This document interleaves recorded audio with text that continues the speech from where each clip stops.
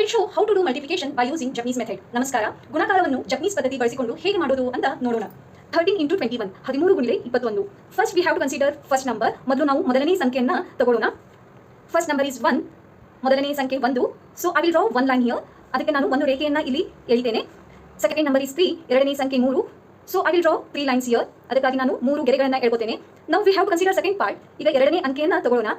First number is 2, ಮೊದಲನೇ ಸಂಖ್ಯೆ 2. So I will draw 2 lines here. ಅದಕ್ಕಾಗಿ ನಾನು 2 ಗೆರೆಗಳನ್ನು ಇಲ್ಲಿ ಎಳ್ಕೊತೇನೆ. Second number is 1, ಎರಡನೇ ಸಂಖ್ಯೆ 1. So I will draw 1 line here. ಅದಕ್ಕಾಗಿ ನಾನು ಒಂದು ಗೆರೆಯನ್ನು ಇಲ್ಲಿ ಎಳ್ಕೊತೇನೆ.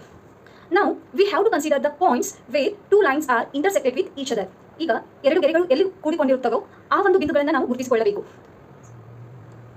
1 2 1 2 ಇಲ್ಲಿ 1 2 3 4 5 6 1 2 3 4 5 6.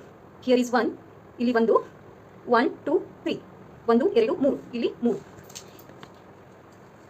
ಈಗ ನಾನು ಗುಂಪುಗಳನ್ನು ಮಾಡ್ಕೊಳ್ತೀನಿ. ನಾವು I will do the groups. This is first group. ಇದು ಮೊದಲನೇ ಗುಂಪು, that is in ones place. ಇದು ಬಿಡಿ ಸ್ಥಳ. This is second group. ಇದು ಎರಡನೇ ಗುಂಪು. This is in tens place.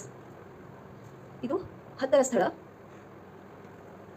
This is third group. ಇದು ಮೂರನೇ ಗುಂಪು. ದಿಸ್ ಈಸ್ ಇನ್ 100ಸ್ ಪ್ಲೇಸ್. ಇದು 100ರ ಸ್ಥಳ. Now we have to count the points in each group. Okay, ಈಗ ನಾವು ಪ್ರತಿಯೊಂದು ಗುಂಪಿನಲ್ಲಿರುವ ಬಿಂದುಗಳನ್ನು ಎಣಿಸಬೇಕು. 1 2 3 1 2 3 3 in one's place, 3 ಬಿಡಿ ಸ್ಥಳದಲ್ಲಿ. 1 2 3 4 5 6 7 7 in tens place. 1 2 3 4 5 6 7 10ರ ಸ್ಥಳದಲ್ಲಿ 7 7 in tens place. 1 2 100ರ ಸ್ಥಳದಲ್ಲಿ 2 in 100s place. There are 2 points. So 13 into 21 equals to 273. This is the answer. 13 ಗುಣಿಲೆ 21ರ ಉತ್ತರ 273.